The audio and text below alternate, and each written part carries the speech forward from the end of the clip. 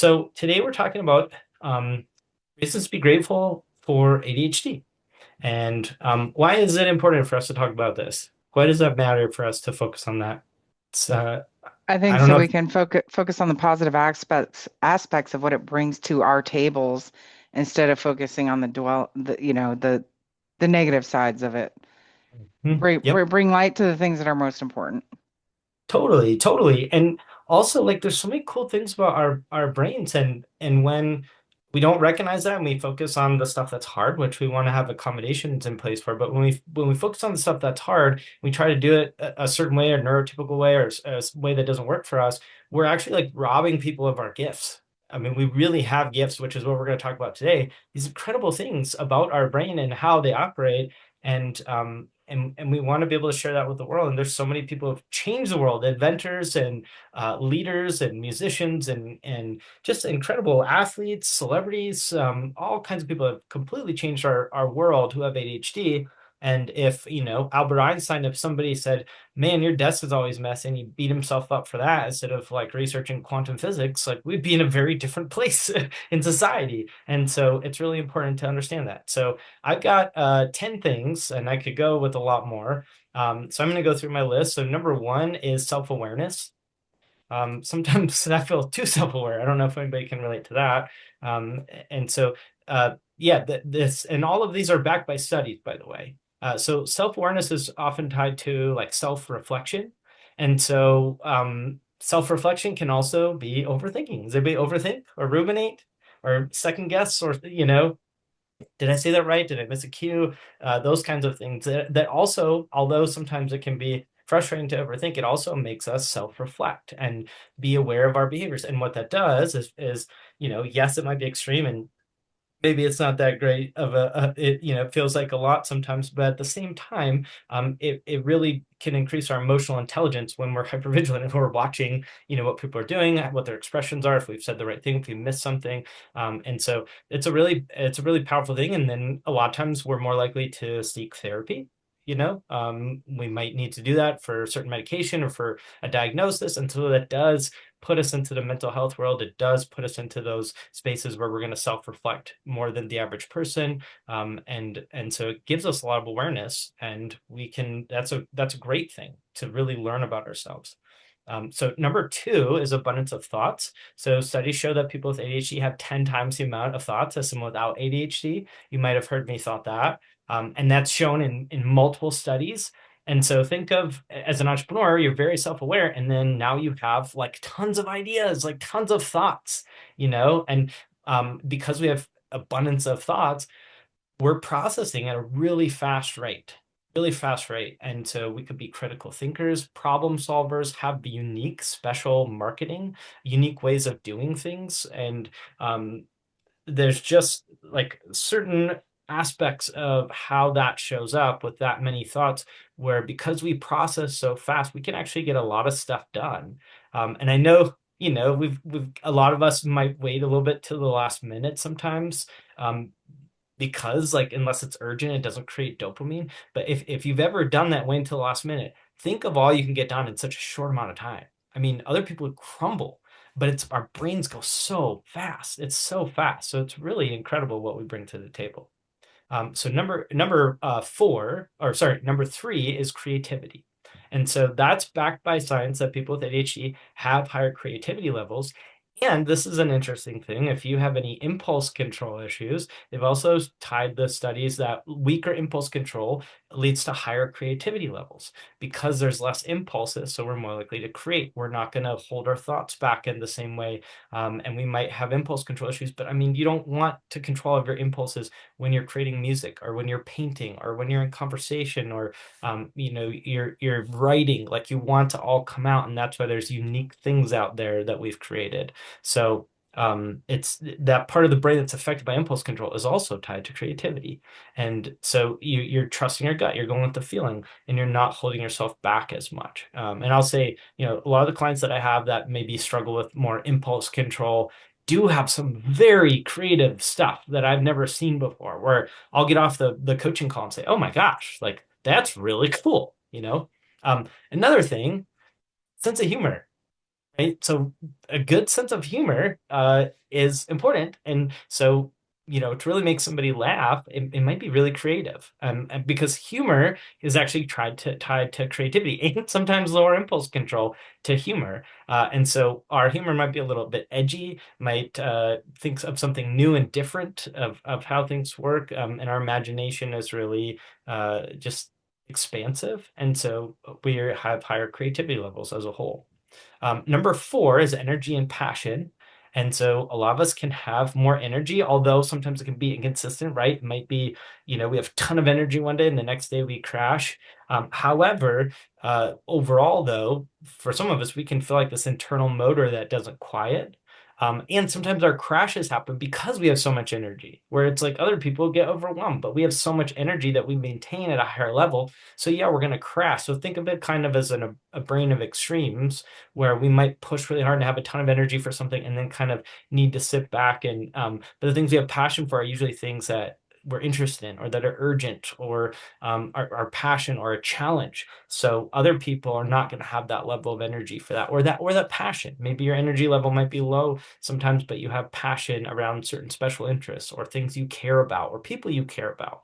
Or you do with challenge. So, when part of this too is if you're in an environment that's really good for you and kind of built around you, in your joy zone, that's when you're going to see that passionate energy come out where, you're not going to need to do all the motivational stuff to get ready for the day. You're just going to go because you're excited. If you are in your passion, you have more energy. And when you have energy for something, it can be inspiring and motivating to other people, which is why I've done this call for over 2 years now on ADHD, and I still have passion, and I trust that it's inspired some people, or just given you energy as well to feed off mine because it's a special interest and it's a huge passion, and I just don't get tired of it, right? And I mean, it's if you guys weren't on the call, I wouldn't be doing them. So you're the reason this is happening, and so it's so cool. So yeah, energy and passion is a big one. Number five is hyper focus. So a lot of us can have that ability to hyper focus and lock on. And it's like again, you forget what time it is, you forget you're thirsty or you need to eat. I mean, you don't even know. It's just all that exists is this moment. And so a lot of times with ADHD, we see time as like now or not now, right? So when we see it as now, we're so present. Like it's this beautiful thing. We can block everything else out and our brain, sometimes doesn't give us a lot of dopamine, but then when we're in our hyper focus, it just gives us a steady flow of dopamine because dopamine's the focus chemical where no one else can compete with that. Like no one else can compete when our hyper focus or our flow zones. And so it's this incredible, incredible gift, especially when you can tie it to things that build your business or build your life or build your relationships, build your health. It's a really incredible thing. And so yeah, that hyper focus is just such a gift. And somebody who's coached people who don't have ADHD, which is what I did before I started specializing in this, there were so many people who would look up to people on stage who had ADHD and they didn't know how to compete with them because they didn't have ADHD, but they didn't recognize it was ADHD and not ADHD. They're like, man, it's like this Energizer bunny. They just can keep going. How do they do that? Like, do they just drink caffeine? But so there are people without ADHD that are comparing themselves to people with ADHD, and it's unfair because they can't compete. So that was number five, hyperfocus. Number six, generosity and empathy. So has anybody gone through something hard, felt different, whether it's like trauma, whether it's just, something difficult. I mean, a lot of us have, right? So we can have empathy for other people who feel different, who go through hard things because it has been harder for a majority of us who had ADHD, especially if you didn't get diagnosed until later and you thought, what's wrong with me? Or people didn't have tools or you didn't have support. And so we have a lot of deep empathy for people and are less judgmental. And so the cool thing about this generosity and empathy, besides just having empathy, which is important, is when you're a leader and you have empathy, it allows you to see things from other people's sides. As a leader, if you have empathy, you can try stuff on from other sides and see it a different way. And then, there's a saying, and it's my favorite. It's actually from Fierce Conversations is, the person who can describe the situation with the least amount of blame is going to emerge as the leader no matter the title. So what that means, the person who can describe a situation with the least amount of blame, an actor, right, is going to emerge as a leader no matter the title. So let's say you're leading an office or you're CEO and two employees come in and they have this complaint and this complaint. And when you can pragmatically like put yourself in each person's shoes and understand where they're coming from and then speak from a more neutral perspective of what happened, like it sounds like this person said this and then that caused that reaction in you and they said this because of this and right and you can kind of lay it all out and have empathy and put yourself in someone else's shoes and they know you care about them. That's when you really have a strong relationship, whether you're running a team, whether you're running a household, like all of those things. And so yeah, it's and that empathy, right? It means we're not in our ego quite as much. And we can be a bit more humble. We might notice a facial expression more, or what might offend another person, or we might just cause less harm than somebody else. So yeah, it's and then people who have not overcome a difficulty in life, you might miss cues, you might not understand, you might jump to conclusions, you might just kind of be ignorant about that kind of stuff. So yeah, empathy makes the world better. Number seven is intuitiveness and sensitivity. I'm curious, has anybody been called like too sensitive at all at any point in your life? Sensitivity, we can have more sensitive nervous systems. We pick up on stuff. Intuitive, anybody else get a gut feel about stuff or pick up on stuff, or you just know somebody could walk in the room. It's like, I know I haven't talked to him, I've never seen, but I can just tell it's not a great person, or they're going to drain my energy, right? So you could have some of these varying degrees. And or you might does anybody think that they don't have they're not really that sensitive and they don't they're not as intuitive. I mean it's more rare for someone to not have some of that stuff and you might have that and not be aware of it, but that sensitivity and that intuitiveness. So remember, we take in more stimulus than the average person. We take in more data. We have 10 times the amount of thought. So we're going to be processing things at a much higher level. People, the way their clothes look, not in a judgmental way, just to figure out who they are. We're going to pick up on things, nonverbal cues, things that aren't said. We're going to pick up on all that, and we might have more of an intuitive gut feel from that. And so that's really important. We can have big feelings sometimes, or we can have trouble identifying what our feelings are. We can have emotion regulation. Feelings can feel really big, which can also be this really passionate thing. And so because we've got empathy, we have intuition, we have sensitivity to others. A lot of times we're people that people feel safe around. They trust. We're trustworthy people. And we might be able to predict stuff or pattern recognition. I mean, there's so many really cool things that people without ADHD don't have this many of these characteristics like to this like extreme. I mean, in a good way. So number eight is we're calm under pressure. Calm under pressure. So who's good under pressure? Is anybody good under pressure? Good under chaos? Like you do better when there's chaos. You do better when there's more going on. Anybody? Okay. So that's a really common thing, and that a lot of times can be tied to our dopamine because we have a lower baseline of our dopamine, which is why things that aren't urgent or interesting or challenging or we don't see the purpose of feel boring, where we can't even make ourselves do it. Like do the laundry, clean this up, organize this, organize your emails, organize your desk. These things that don't have a lot of dopamine sometimes are hard to do unless you're avoiding something else. Then you might clean your desk. Then we might do our emo for avoiding that other thing that creates more pain, right? But that calm under pressure though. And so, for example, if there's a car accident, everybody's freaking out. Their dopamine is at a normal level, and then they've got too much. It's spiking, right? They're freaking out. They don't know what to do. Whereas for us, a lot of us are going to be the ones that, okay, hey, it's going to be okay. I want you to stand over there. I want you to call 911. I'm going to go with the person that's in the car. I'm going to calm them down. Like all of a sudden, we get this really incredible baseline of dopamine, and we get really calm and really good at what we're doing. And that's probably part of why you're really good as a real estate agent, because a lot of people can't make it. It's too stressful. They can't do commission based. They need something. They need a salary. They need a very exact thing, but we can handle more risk, which can give us a lot of times more reward. And so, there's a lot of like emergency care workers, surgeons, performers, people in high pressure or high profile situations. A lot of them are neurodivergent because their dopamine doesn't spike. Because if your dopamine spikes, you get anxious, panic attack. It's too much. You can't do it. You can't do it. And so it's a really powerful thing, you know?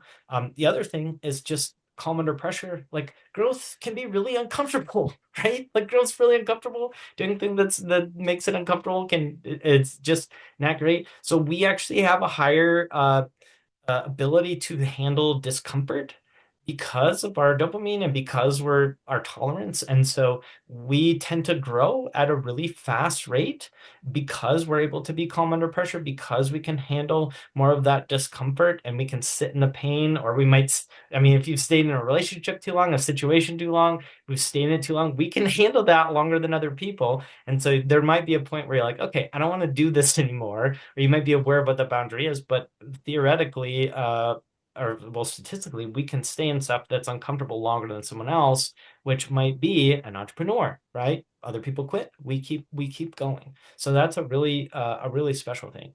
So number 9 is our risk tolerance and courage. So studies show over and over again with ADHD that we're less risk averse. We're more likely to take risks or calculated risks. We can do hard things that others are scared to do. We go for it. As an entrepreneur, like we have to take risks, right?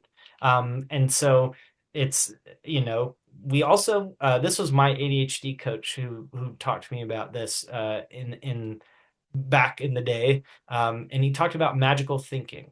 So we're more likely to think, okay, it's going to be fine. It'll work out. I'll leave that till tomorrow. It's going to be fine. They called it magical thinking, or, okay, yeah, I've got 15 minutes to get ready. I can do this one more thing and it'll be fine. But when really, like, it's not fine. We needed more than 15 minutes to get ready, or we took too long, or, or it's going to be a rush. But we do have that magical thinking, and it can be good because sometimes we pull it out at the end of the day. We make it happen. We say, nope, I'm gonna go ahead and do this. I got this. And we can do stuff that other people can't, and where they're like, oh, it's too risky, but we can pull it off in the last minute. And so we can take more risks. I think entrepreneurs, like, they take risks. That's what it is. If it was easy, everybody would be doing it. So yeah, the risk averse, more likely to be investors, more like, I think it's like 100 people with ADHD are 100 times more likely to be an entrepreneur. There's a lot of really great statistics that back this up. Okay, and then number 10 is authenticity. So with ADHD, we can be really brave and really authentic. It's especially as we start to unmask, not that you're being fake before, but like unmasking your traits and being really real. When I started only coaching people with ADHD, those calls, and I enjoyed my clients who didn't have ADHD. I love being a coach. I've done it for almost 8 years now. I love one-on-one coaching. I will say that those calls with people who without ADHD were way more direct and like deep. Not that they weren't deep, but I just mean overall, and just very authentic. People aren't hiding stuff. They're not trying to look a certain way or like present a certain image. It was just like real and honest. And again, non-ADHD people are real and honest. I just mean overall, I noticed a trend of that happening more so. And you'll hear, because we're respectful, we're self-aware, you're gonna hear people say, like, have you ever heard this? Well, that script doesn't sound like me, or that doesn't really resonate. We're more likely to not go against our values. Like, we can't.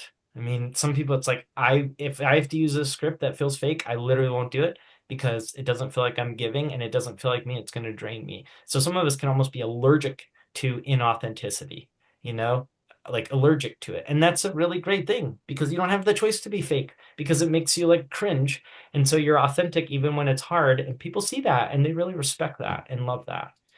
So there's so many. I mean, I could keep going, but here's 10. So number 1, self-awareness. Number 2, abundance of thoughts. Number 3, creativity. Number 4, energy and passion. Number 5, hyperfocus. Number 6, generosity and empathy.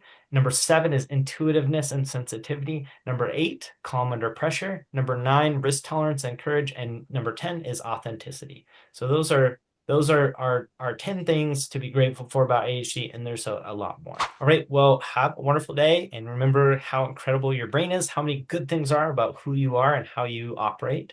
And then next week on Tuesday, remember to invite your family. So family, friends, teammates, whoever you'd like to bring. It's going to be a cool call. So, all right. Have a great week, guys, and we'll see you in our Facebook group or on the Thursday call if you're in our group coaching.